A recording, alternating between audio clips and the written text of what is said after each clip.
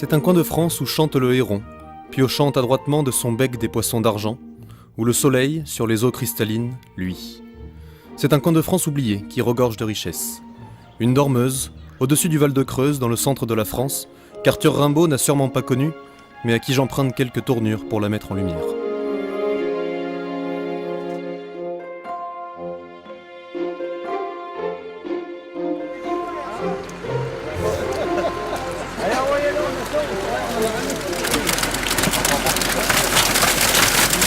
Donc il faut remettre là.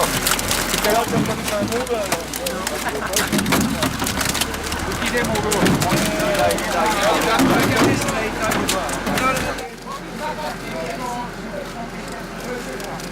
Chaque année, plusieurs tonnes de poissons sont pêchés dans cette région que l'on appelle le pays des 1000 étangs.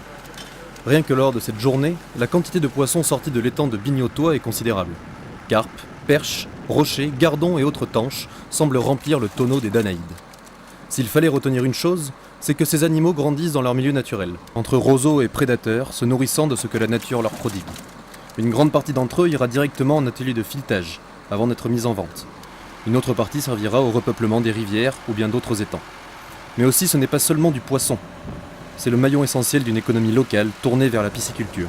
C'est la raison d'être de plusieurs emplois et également le ciment du tissu social.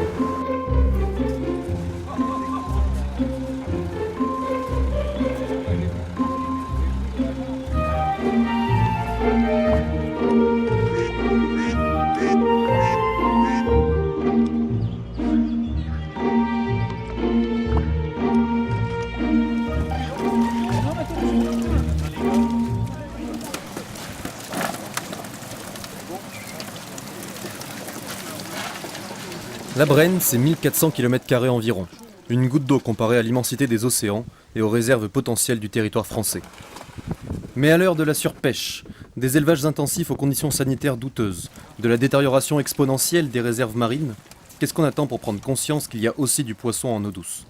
Qu'est-ce qu'on attend pour manger sain, local et faire une queue de poisson aux industriels?